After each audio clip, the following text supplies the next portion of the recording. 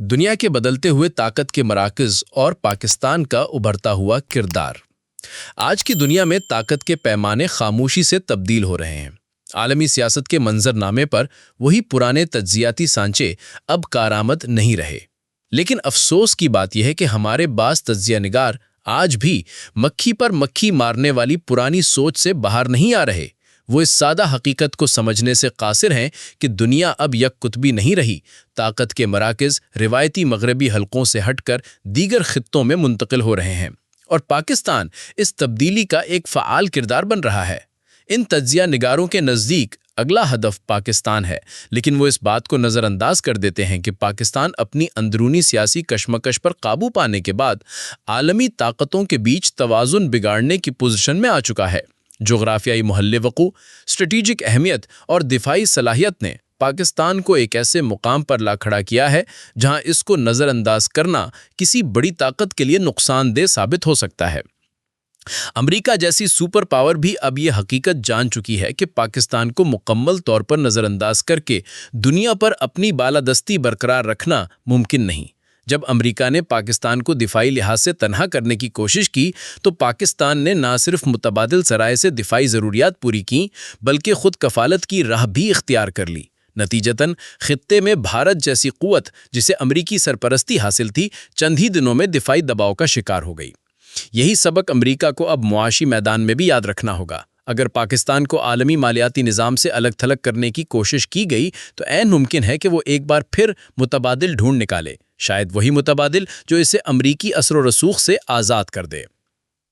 ये तमाम बातें कुछ लोगों को खुशफहमी या दीवाने का ख्वाब महसूस हों, लेकिन माजी करीब की हकीकतें चीख चीख कर इसकी तस्दीक कर रही हैं।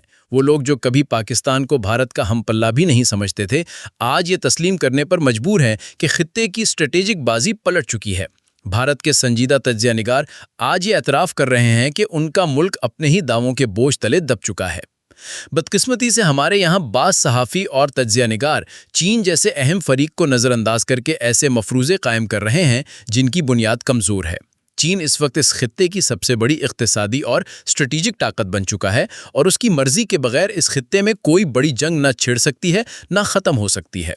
ऐसे में पाकिस्तान को अगला हदफ करार देना तज्जिए नहीं बल्कि मखसूस ज़हनियत की अक्कासी है।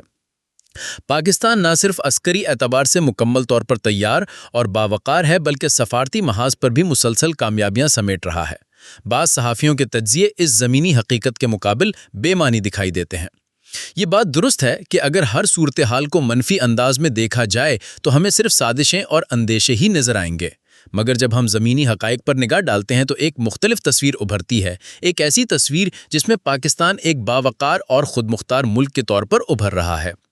हाल ही में पाकिस्तान की अस्करी क़यादत की ट्रंप से मुलाकात को माजी के जर्नेलों से जोड़कर बाज़ लोग क़यासाराइयाँ कर रहे हैं, मगर हकीकत यह है कि फ़िलहाल ऐसी कोई शहादत मौजूद नहीं कि मौजूदा अस्करी क़यादत इक़्तिदार की हवस में मुब्तला है।